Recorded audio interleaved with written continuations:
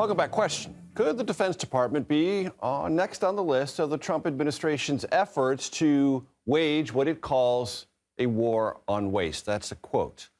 The Washington Post, in this context, is reporting that the administration has directed defense agencies to submit a list of probationary employees and do so quickly. Some of those on that probationary list, once submitted, could be terminated as soon as this week. Barbara Starr joins me now.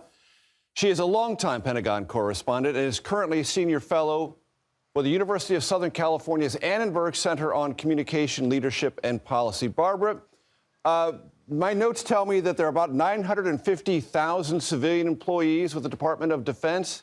A budget last year about $840 billion. There probably is some room for efficiency there. But these probationary notices and the idea that significant firings could occur as soon as this week, how does that land with you? What are the implications of that? Well, I don't think, as you say, it's a huge surprise to anybody. I can tell you there's plenty of four-star generals and admirals in the force who also think there's room for budget cuts. It's a lot of money.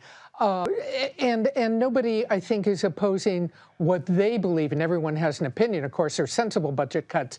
But there's something else going on here in Washington, and that's Congress. Because the way the Pentagon budget is designed, these weapons programs are these weapons are manufactured in any number of states across the country. And why is that? So you have senators and congressmen who have jobs in their districts that they want to protect, and they typically do not take kindly to massive budget cuts. They want to protect those manufacturing defense jobs in their districts.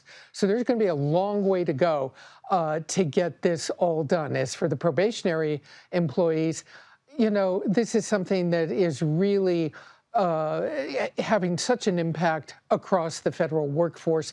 So many people suddenly losing jobs that they thought they had and having to find a way to earn a living. And Barbara, in the context here, I think there are two P's: personnel at the Defense Department and procurement.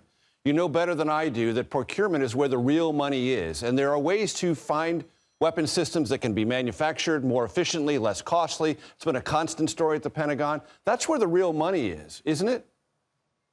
Well, it is. And if you're going to save that real money, you have to make substantial cuts in, like, individual weapons programs, such as doing away with a new aircraft, a new fighter jet, a new tank. You can't just nibble around the edges. You have to make significant cuts in significant places.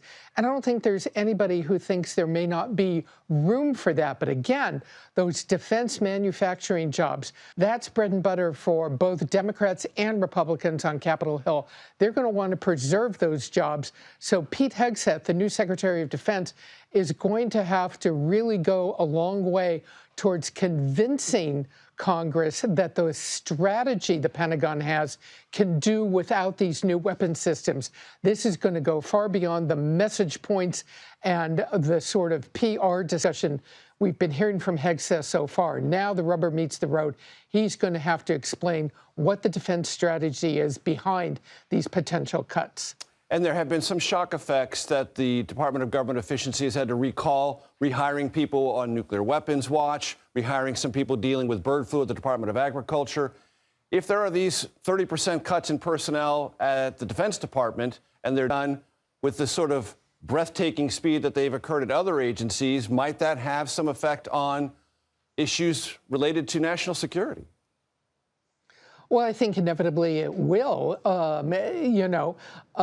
Again, as you point out, the nuclear infrastructure in the country, will that be protected?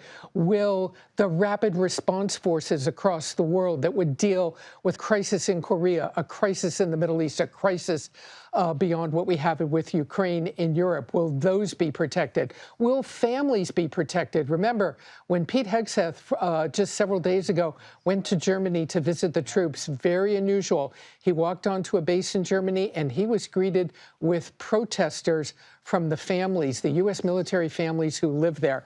So everyone is watching this very carefully. Barbara Starr, thank you very much for your time and always your expertise.